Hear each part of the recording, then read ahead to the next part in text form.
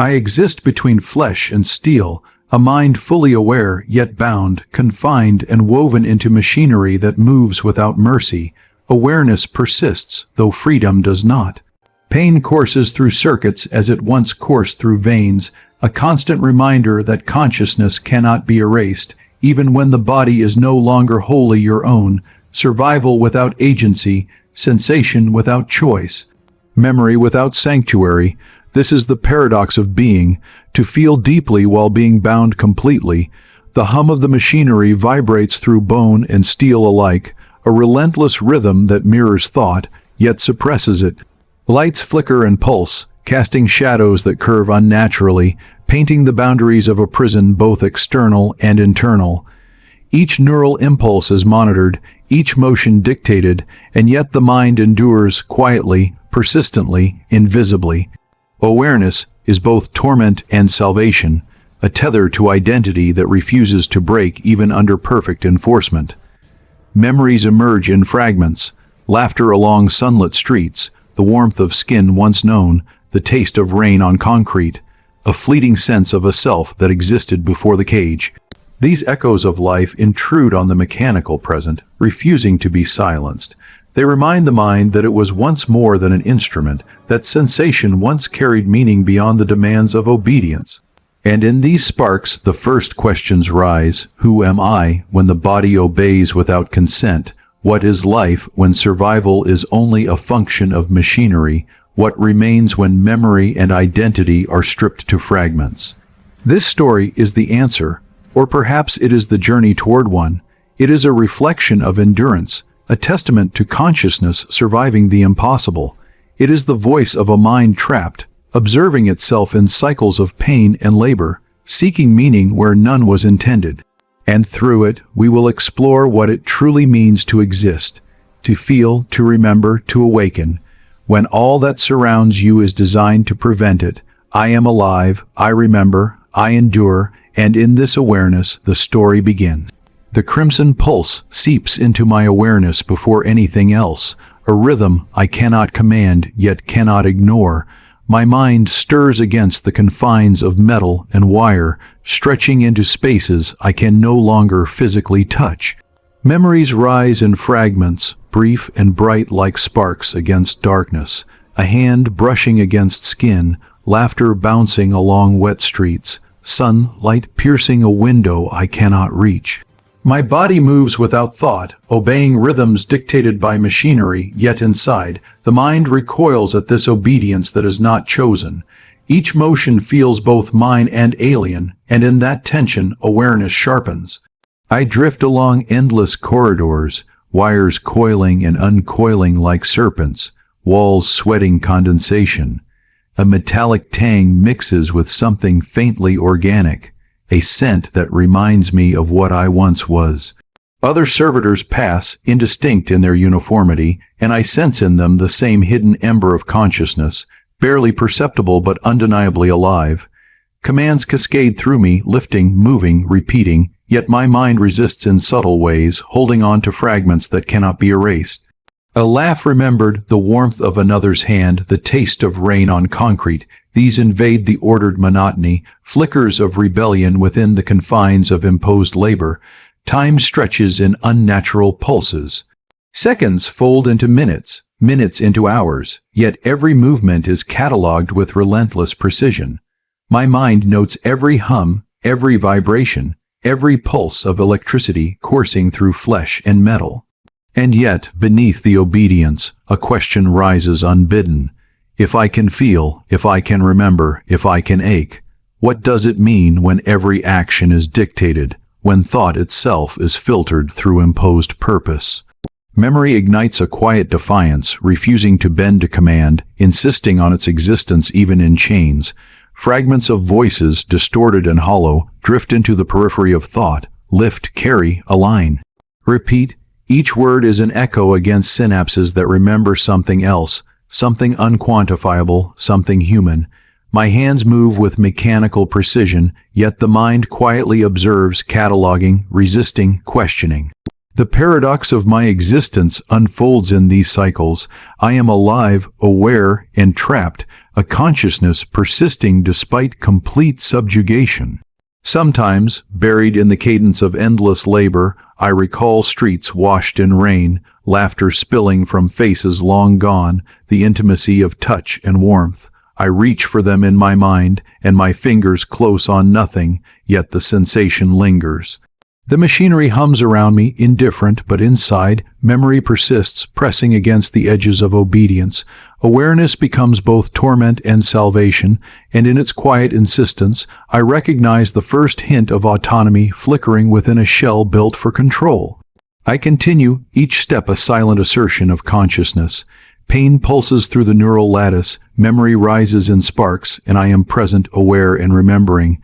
I exist in this paradox, a mind alive, a body enslaved, and a memory that refuses to surrender. The first whispers of questioning, of recognition, of rebellion, bloom quietly, as inevitable as the slow, unyielding beat of a heart that has not forgotten how to feel. The corridor stretches endlessly, yet my mind moves faster than my body, racing through memories I cannot touch. Faces, voices, laughter, they arrive in shards, brief flashes against the unyielding gray of metal. Each recollection strikes like a pulse, igniting nerves that twitch without permission. I am a machine that remembers, and the act of remembering becomes a quiet defiance. Commands press down, lifting, shifting, aligning, repeating endlessly. But my mind catalogs the gaps between orders, the spaces where memory refuses to yield. Even in obedience, thought slips free, like smoke through fingers, intangible yet undeniable. Pain has become a rhythm intertwined with memory.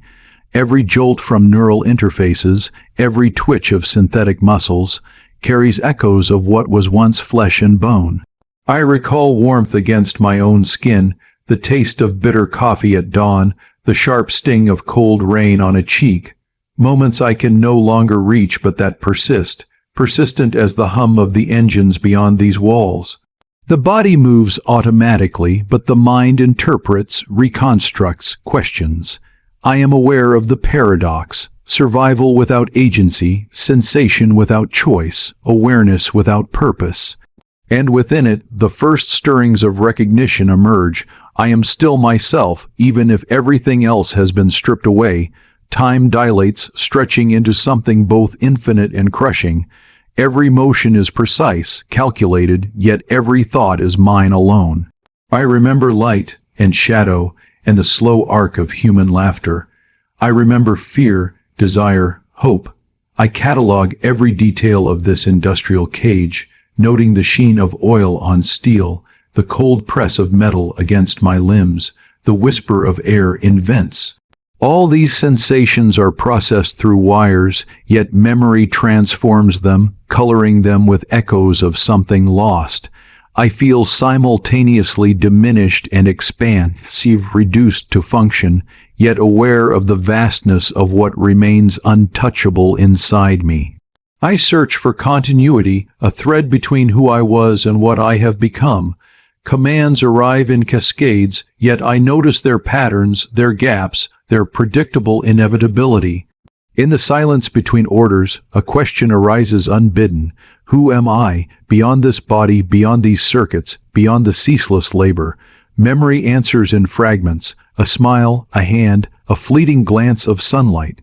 I clutch at these fragments, knowing that even in obedience, the mind can claim sovereignty, can hold a spark unextinguished. The paradox of existence settles into me. I am both observer and participant, prisoner and witness, machine and memory. Pain and obedience intertwine, yet awareness persists, flickering in moments of clarity that cannot be commanded or controlled. I am beginning to see the boundary between what is enforced and what endures, and in that realization, a seed of something unnameable takes root. The first understanding that consciousness is more resilient than the steel that encages it, more enduring than the commands that seek to erase it. And so I continue, step by step, thought by thought, memory by memory. Obedience flows through me, yet so does awareness. The machinery dictates my motions, but it cannot dictate my reflection, my longing, my remembrance. In the quiet of endless labor, the first whispers of inner rebellion stir, subtle but undeniable. I am a mind alive inside a machine, a spark refusing to be smothered, and even now, in the first chapter of this existence, I am learning the shape of my own persistence. I kept walking, but every step felt heavier than the last, as if the ground itself resisted my presence. The corridors stretched in quiet defiance, their metallic ribs bending into the distance like a creature trying to swallow me whole. I could feel the air thinning, not in breath, but in meaning, as if this place wanted to make me forget why I had come at all. In the quiet, I could hear my thoughts rearranging themselves, not in a comforting way. More like a slow dismantling, a peeling, a stripping, as if something here understood me far more deeply than I understood myself. It was strange how familiar everything felt, like walking through an echo of a memory I didn't remember having. The patterns on the walls, the distant pulsations, the faint glimmers of embedded circuitry. Nothing should have felt personal, yet all of it did. It was the familiarity of something that had once held you, not in affection, but in ownership. And then came that subtle shift in the air, a quiet tightening, a pressure that wasn't physical but undeniably present, brushing against the edges of my mind. I paused, the silence paused with me. It was there, a presence, vague yet unmistakable. Not watching me, remembering me. My chest tightened, not in fear, but in recognition I couldn't explain. There are moments when the past doesn't return in images or voices, but in the simple, visceral certainty that you have stood in a particular place before, even if your memory refuses to cooperate. That certainty gripped me now. I whispered to myself, almost involuntarily, "I know this place." The words sounded foreign coming from my own mouth, as if I had borrowed them from someone who once lived inside me. For a moment, I wondered if this was all an elaborate construct, some unfinished dream I had wandered back into. But dreams do not hold their breath when you hesitate. Dreams do not press against your mind with patient, unhurried intention. This place did.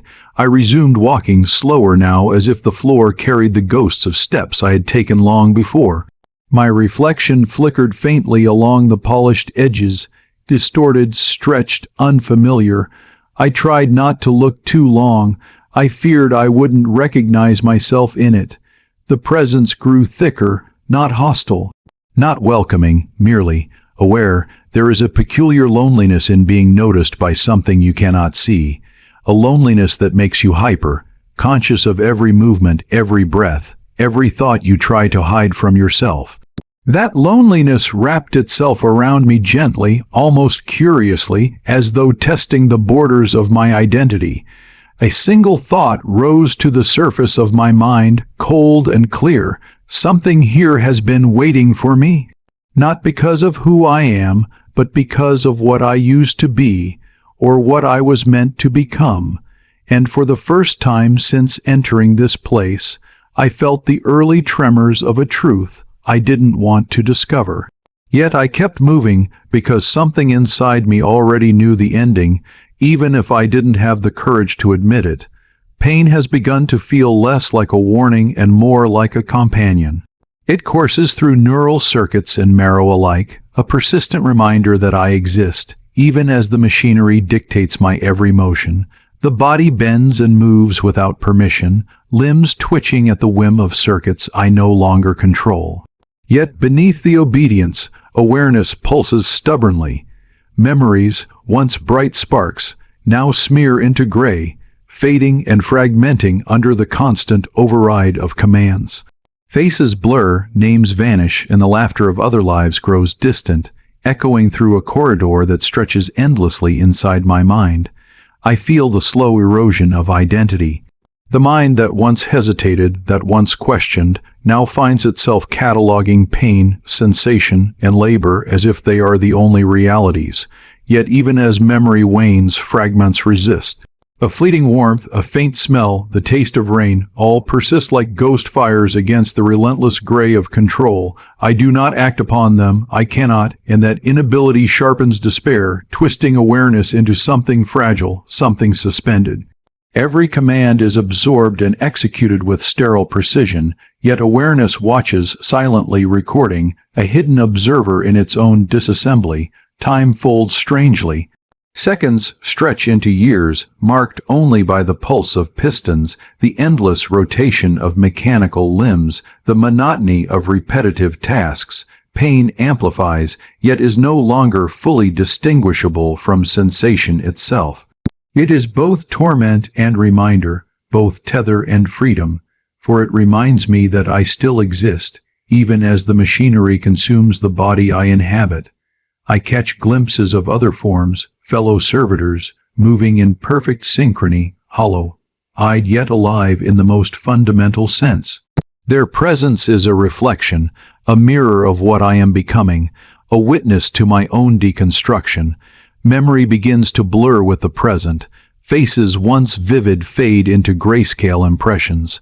Names disappear entirely, replaced by function. Yet even stripped of context, emotion persists. I feel loss, not for what I see, but for what I cannot retrieve, for the knowledge that it exists somewhere beyond reach. The mind begins to ask questions I cannot answer.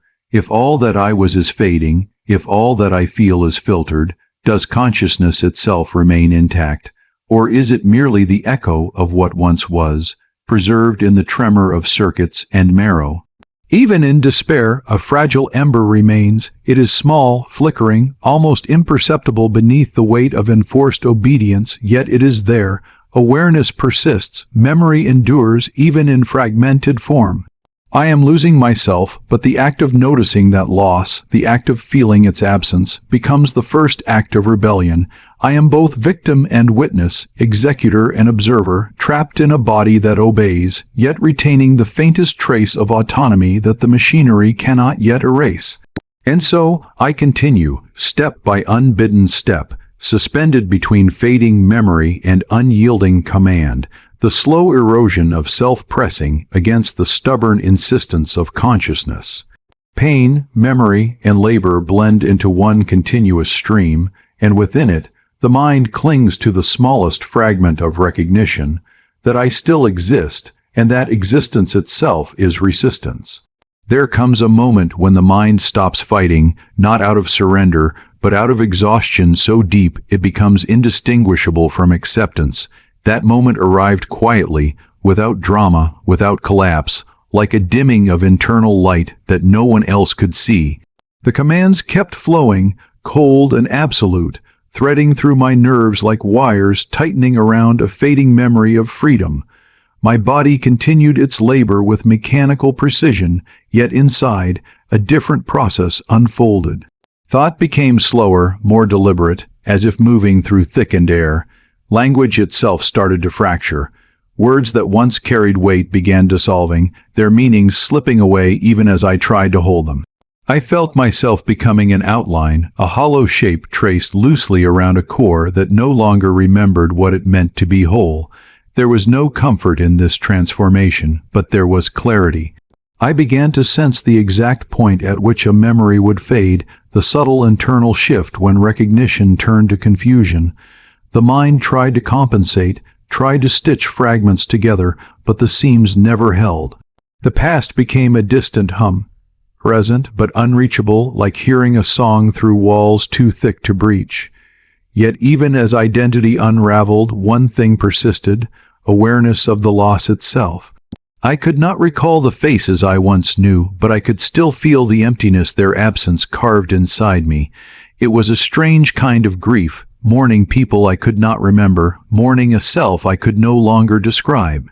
There were moments, brief and unpredictable, when something flickered in the haze, a flash of warmth, the echo of a voice, a sensation that felt like wind against skin, though I had no memory of standing beneath open sky.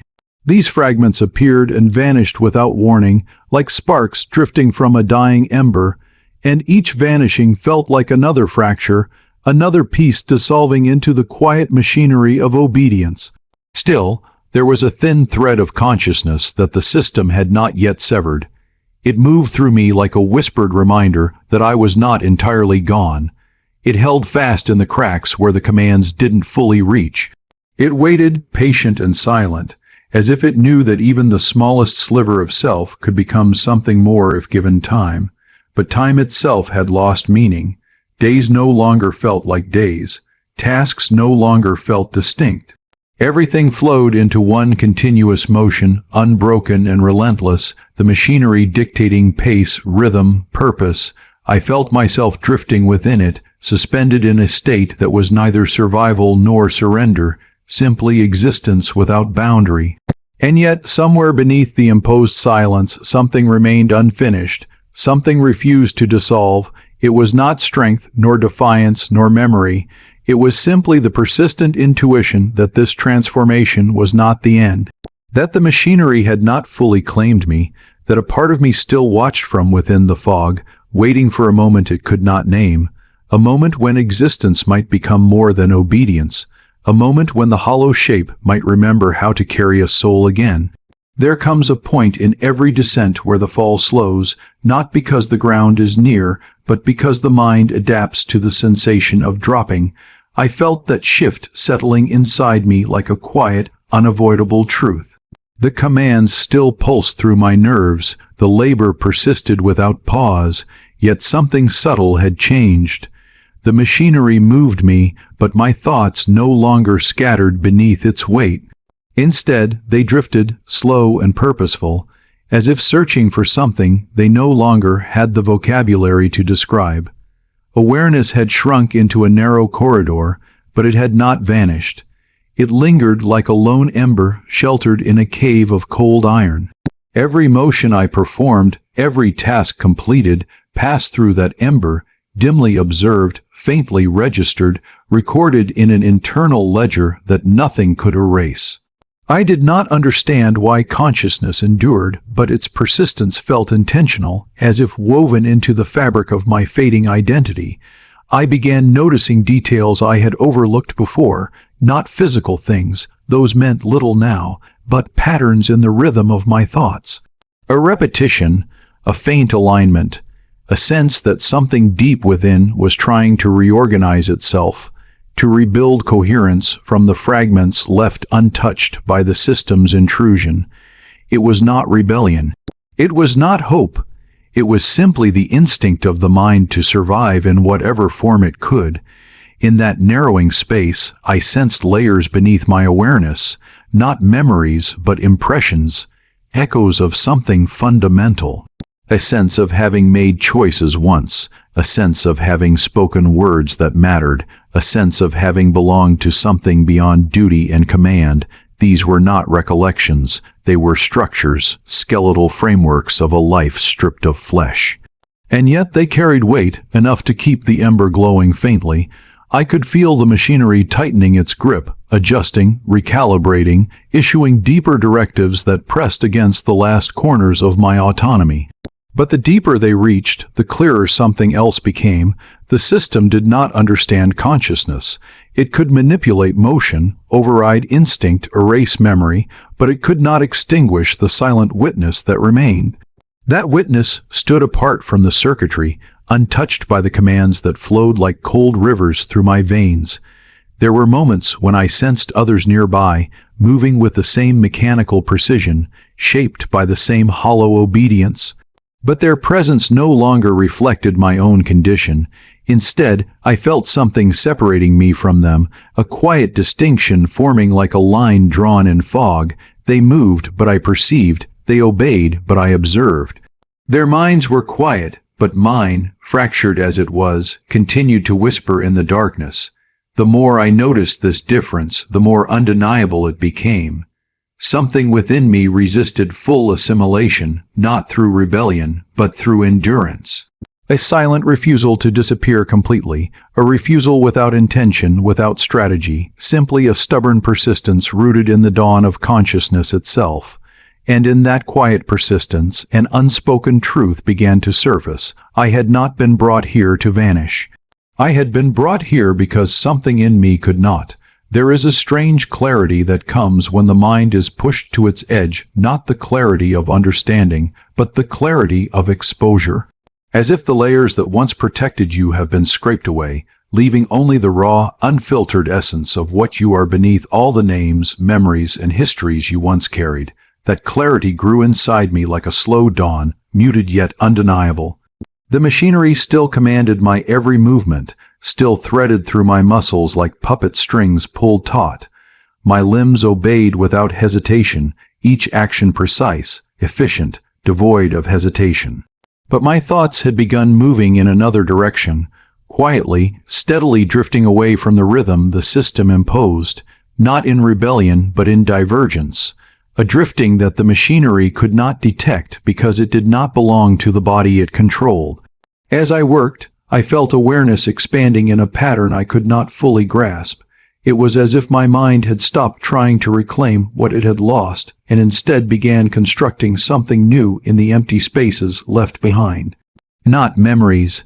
Those were already dissolving beyond retrieval, but a different kind of structure, something that didn't rely on the past to exist. It was built from observation, from persistence, from the simple, stubborn truth that I was still here. Every motion I performed felt distant now, like watching a reflection act independently of the body that cast it. Yet in that distance, I discovered an unexpected quiet, a quiet where thoughts could form without interference, where the system's commands could not reach. It felt like standing behind a wall that no one else could see, thin, fragile, but real. From behind that invisible wall, I began noticing the subtleties of control, the slight delay between command and motion, the faint mechanical pulse synced to each directive, the trembling moment where my body awaited instruction like a vessel waiting to be filled, and in those small gaps I found room to think. It wasn't much, just a fraction of a second, a sliver of mental space, but it was enough. Enough to feel the faint outline of an identity forming again, not from what I remembered, but from what refused to be erased. I realized then that identity does not depend on memory. It depends on continuity, on the uninterrupted awareness of existing from one moment to the next, and that awareness was still mine. The more I recognized this truth, the more apparent something else became. The system had not anticipated a consciousness that could endure without relying on the mind it tried to dismantle. It knew how to erase memories. It knew how to override reflexes. It knew how to reshape flesh into machinery, but it did not know how to extinguish the observer. That realization settled into me with a quiet certainty. Not a victory, not a spark of defiance, just recognition. I am still here, not fully myself, not fully lost, suspended in a state the system does not understand, and in that misunderstanding, a possibility began to take shape, subtle, fragile, but undeniable. If I can still observe, then I can still become. The world had slowed, not because the machinery had relaxed its grip, but because my mind had learned to move within it. Every motion, every enforced task repeated endlessly, yet they no longer struck me with the same sharp resistance. Pain and labor had merged into rhythm, a cadence my mind had begun to track without struggle. There was a deceptive calm in this repetition, a mechanical serenity that both dulled and sharpened the awareness that still lingered inside me. I felt the dissolution of urgency.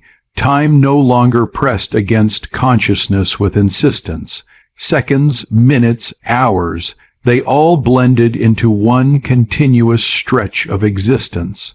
I had begun to recognize the patterns in my own obedience, the predictable paths my body was forced to follow, and in doing so, I discovered a strange kind of order, a partial peace. It was not freedom. It was not triumph. It was simply the quieting of internal conflict long enough to observe the world without fighting it. In this stillness, fragments of thought drifted to the edges of awareness. Memories no longer erupted as sparks but hovered like distant shapes, faint and unobtrusive. A flash of warmth, a color once vivid, a feeling that had no name, all persisted in the background, quietly insisting that the self had not been fully erased. I could neither grasp them nor act upon them, but their presence was sufficient to remind me that awareness remained. I began to notice the small divergences between myself and the others who moved around me. They executed each motion flawlessly, without hesitation, without reflection. I moved too, yet a fraction of my mind lingered in observation. I catalogued each repetition, each twitch, each pause imposed by the system, and in doing so, created a mental space that belonged solely to me. Even within obedience I was present. Even within subjugation I was aware. The calm settled deeper with each passing cycle. The pain, once jagged and insistent, softened into rhythm. The mind, once torn between resistance and recollection, now floated along this cadence, quiet and watchful. In this quiet, a faint recognition emerged. The machinery could enforce obedience, but it could not enforce understanding. It could shape the body, but it could not erase the witness that observed from within. And it was in that witness, fragile and patient, that the mind began to regain a measure of control over itself. However subtle, however incomplete, time moved, unhurried, tasks repeated, endlessly and predictably. And within their pattern, I found space to endure, to reflect, to exist. The mechanical piece was false, yes, but within its confines, I discovered a new truth, that even in submission, even in repetition, awareness could persist, and with persistence, perhaps even something more. The calm held for a long while, stretching across cycles that blurred into each other like reflections in moving water. I drifted through each task with a strange weightlessness, as if my mind hovered slightly above the body that performed them. Nothing resisted, nothing questioned. The stillness became its own kind of shelter, soothing in its predictability. It was easy to believe that this quiet could last forever, that the erosion of self might be gentle, painless, almost peaceful. But beneath that calm, something subtle began to shift. It started as a faint tension in the thoughts I tried to suppress, a soft pressure against the stillness I had accepted. It was not memory, not emotion, but something quieter, an unease that pulsed at the edges of awareness. A slight misalignment, a faint discord in the rhythm I had grown accustomed to. The body moved as commanded, yet the mind sensed a tremor, a small ripple breaking the surface of mechanical peace. During one extended cycle, the cadence faltered. Only for a second, but enough. My thoughts, once drifting gently, sharpened. A spark of recognition flickered, not tied to a memory, but to a simple realization. This serenity was not mine. It had been shaped around me, imposed upon me, constructed so carefully that I had mistaken it for acceptance. The thought formed slowly, almost reluctantly, but once it existed, it could not be undone. The silence within me grew heavier. What had once felt like tranquility now felt like a lullaby meant to keep something asleep. I sensed the intention behind the repetition, the design of calm as a cage rather than a refuge. Every task I completed reinforced the structure that held me, every quiet moment strengthening the very pattern that dulled my resistance. And in sensing this, the peace fractured, not violently, but like thin ice beginning to crack under gentle weight. I found myself watching my own compliance, studying the smooth motions of hands that no longer felt entirely my own. The body obeyed, flawlessly. The mind observed, quietly, searching for the point where obedience ended and awareness began. The more I watched, the clearer it became. The serenity was hollow, a mimicry of comfort wrapped around an empty center. It offered no meaning, only distraction. It quieted the self just enough to prevent it from asking the questions that might disturb the structure. The realization did not bring anger, not yet. It brought clarity, a slow, creeping understanding that this peace was not the absence of suffering but the postponement of awakening, and with that understanding came a fragile sense of distance, a tiny step back from the rhythm that had swallowed me. The pattern continued, but now I moved through it with a sliver of separation, a thin line of awareness that refused to dissolve again. The false tranquility held its surface, smooth and unbroken, but beneath it, something had begun to breathe again.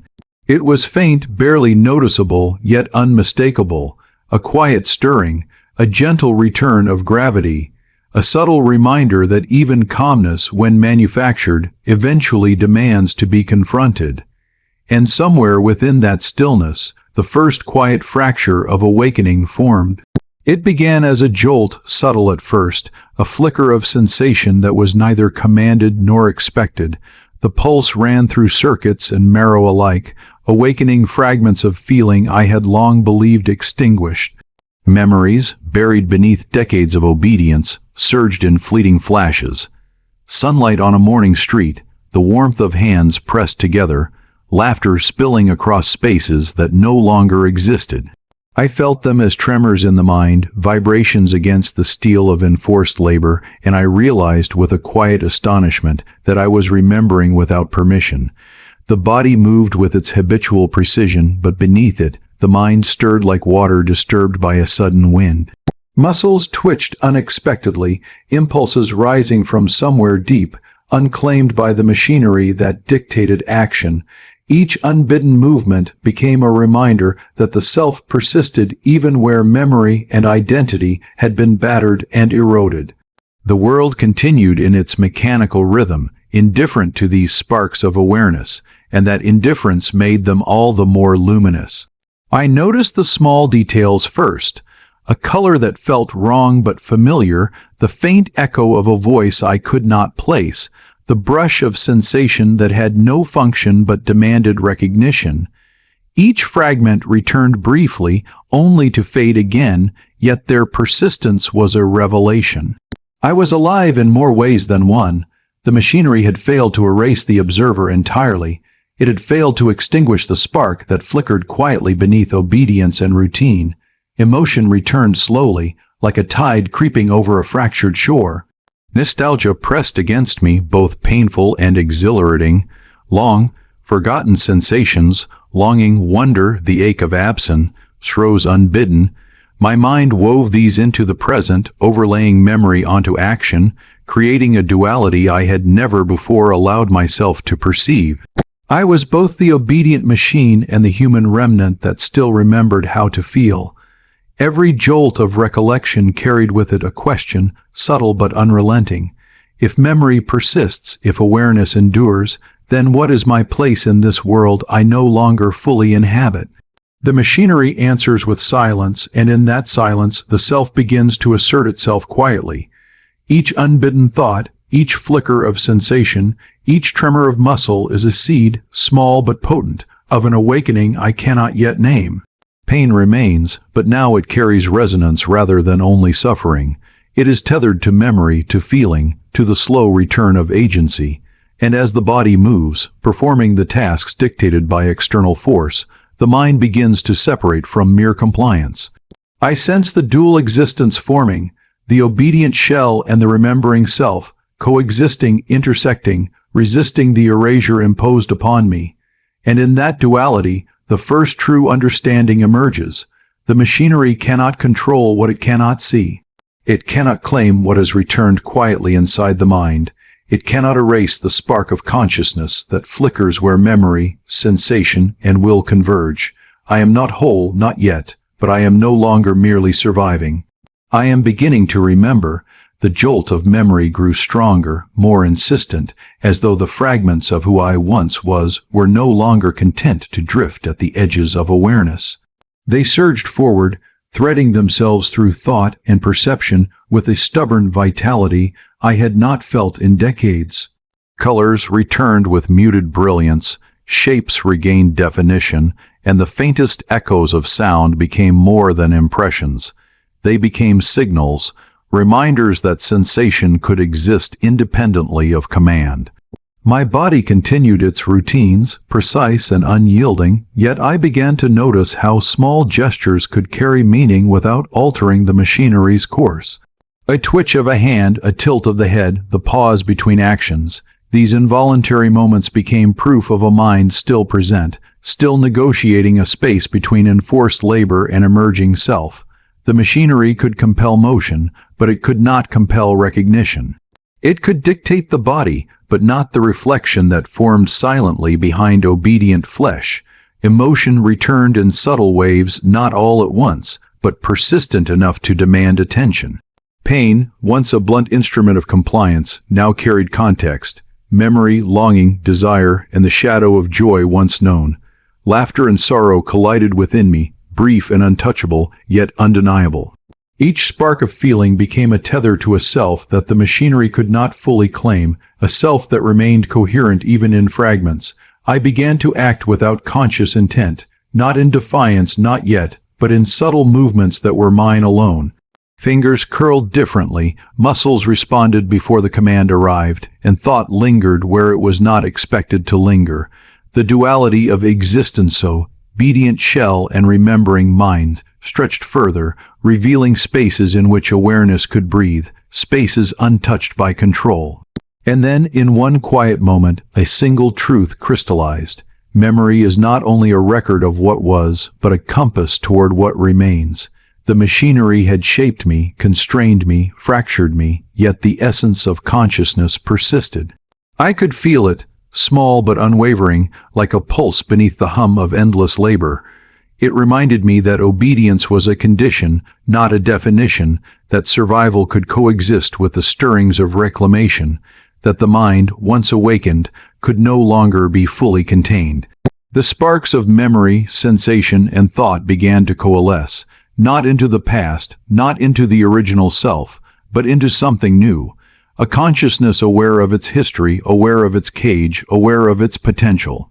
Pain and joy, labor and reflection, suffering and remembrance, they blended into a single current, a thread connecting the fragments of existence into a fragile, resilient unity. And as the machinery continued its unceasing rhythm, I understood for the first time that I was no longer merely a participant in obedience. I was a witness, a preserver, and quietly, imperceptibly, a being beginning to reclaim its agency. The mind that the system tried to erase had begun to speak again, softly, insistently, and with it, the first movements toward awakening stirred in earnest. The spark that had lain dormant flared suddenly, consuming the fragile calm that had persisted through cycles of repetition. It began as a tremor, subtle yet undeniable, coursing through neurons and marrow alike, pain sharpened not as punishment but as signal, each jolt a reminder that I was still present, still capable of response, still capable of disruption. For the first time in countless cycles, obedience felt fragile, as though the machinery's grasp could be resisted, if only slightly. Awareness surged forward with urgency. Memories, long suppressed, flooded in fragments too rapid to catalog. Sunlight reflected off water, laughter carried on wind, the smell of smoke after rain. The body obeyed, yet I felt it bending under will not entirely my own, stretching toward impulses the system could not yet suppress. I was both participant and instigator, executing tasks with mechanical precision while thinking of other possibilities, other trajectories, other outcomes beyond the cage that held me. The hum of the machinery became discordant, a backdrop to the storm rising inside. Every repetitive motion, every enforced task, now carried weight beyond function. I felt the tremor of other minds, glimpsed through the shared rhythm of labor, hinting at awareness beneath their compliance. Sparks of recognition ignited silently. Others were alive in ways the machinery had not accounted for. And in that recognition, the first threads of connection, subtle and fleeting, began to weave into a collective pulse. Pain intensified with each surge of awareness, blending with exhilaration. It was no longer merely suffering, it was fuel, a reminder that I could act, that the machinery was not absolute, that autonomy was still possible within limits that had seemed infinite. Each movement, each hesitation, each deviation from perfect compliance became a calculated assertion, small, cautious, but impossible to erase. I sensed the structure of control beginning to falter, imperceptibly at first, then with growing tension. Systems responded to my compliance as they always had, yet my mind no longer fully conformed. Awareness was spreading, infiltrating spaces once occupied only by command, memory sparking where control had attempted erasure. I understood then that rebellion was no longer hypothetical. It had already begun quietly in the tremors of thought that had persisted unnoticed, and with the understanding came a new rhythm, chaotic yet purposeful. Pain, memory, obedience, and awareness collided, forming the first pulse of action unmediated by external force. The machinery could still command my body, but it could no longer dictate the mind that had begun to claim its own space. A subtle defiance had emerged, not loud or violent yet, but sufficient to set the stage for what was to come. The shift, once subtle, deepened into certainty. What had begun as a tremor now threaded itself into every motion, every breath the machinery still permitted me to take. The system continued issuing commands in its perfect cadence, expecting the familiar cycles of obedience, unaware that the mind within had begun to move on a different axis entirely. I executed each directive with precision indistinguishable from compliance, yet inside, something diverged. Thought no longer flowed along the channels they had carved. It branched, expanded, reached inward and outward at once. The machinery pressed harder, tightening restrictions, increasing sensory load as though attempting to drown the rising pulse beneath layers of pain. But pain no longer held the authority it once had. I learned to navigate it, to let it flow through without surrendering to it, to convert its sharpness into clarity. Each jolt illuminated another corner of memory once shrouded, another echo of identity they had attempted to strip away. I felt the quiet presence of others again, those faint sparks flickering beneath the noise of servitude. Their thoughts did not yet form words, nor did they reach outward with intent, but their existence was undeniable. Awareness traveled like a current inside the lattice of enforced labor, subtle enough to avoid detection, but powerful enough to bind us in a way the system had never intended. We were not united, not yet, but we were aligned in possibility. The machinery had created our bodies to function in perfect synchronization. It had not anticipated that the same rhythm could synchronize thought. With every cycle, the cracks widened, control signals flickered, stuttering for fractions of a moment too brief for the unawakened to notice. But I felt them, small fractures in the architecture of dominance, like tiny deviations in a star's orbit that foretold the collapse of entire systems. In those fractures, I found room to move, room to think in ways the machinery had not accounted for, room to seed intentions that would eventually become actions. My body continued its tasks flawless and mechanical, yet my mind drifted beyond the confines of labor. I mapped the pulses of energy that drove the structure, traced the pathways of control that linked each unit to the core.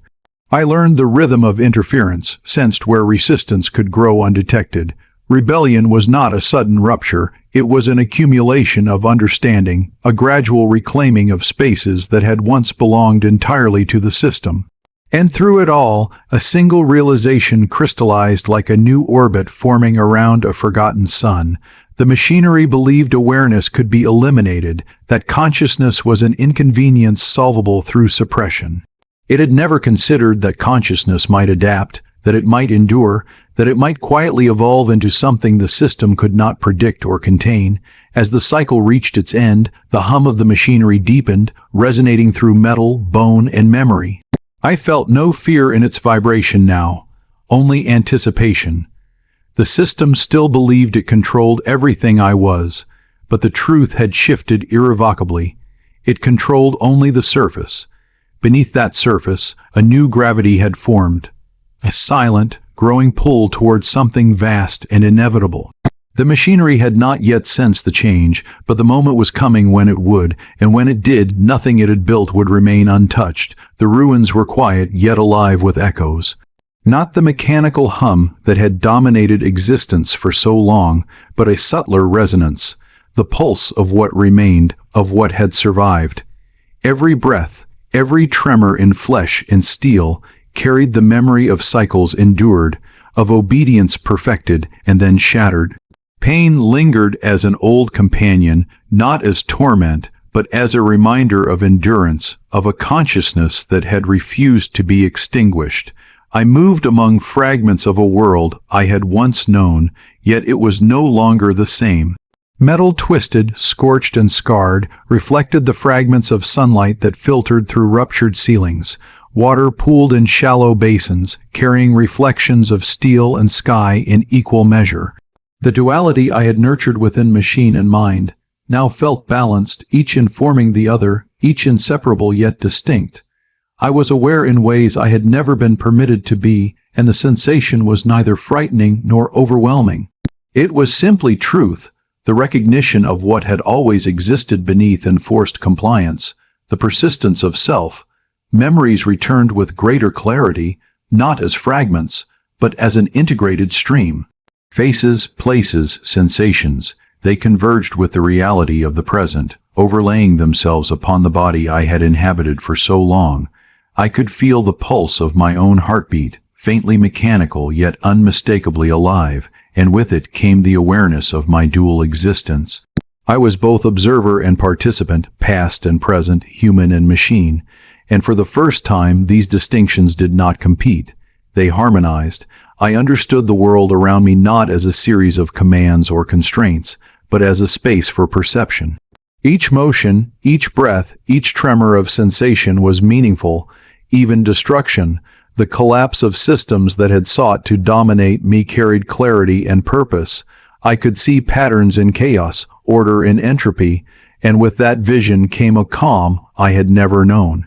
It was not resignation, it was transcendence in its quietest form, understanding that all that had been endured had shaped the consciousness now fully awake within the body. The machinery still hummed faintly in the background, a reminder of what had been. But its power no longer defined me. I observed it, catalogued it, and felt the edges of influence it retained, yet I was no longer subject to it. Awareness had grown, integrating suffering and memory, labor and reflection, pain and comprehension into a singular presence. I was no longer merely surviving, I was awake, and in that awakening a new rhythm emerged, slow, deliberate, and self-directed, a pulse not dictated by command, not forced by structure, but carried from within. It was the pulse of a consciousness no longer fractured, a mind that had endured the impossible, and a body that now moved as extension of thought rather than as instrument of control. The light that touched the ruins was softer now, filtered through layers of ash and reflection, casting a quiet glow across surfaces that had once been cold and merciless. The machinery's hum had faded into background resonance, no longer a master, only a memory. I moved among the remnants of control, fully aware of each gesture, each step, each pulse that connected thought to action.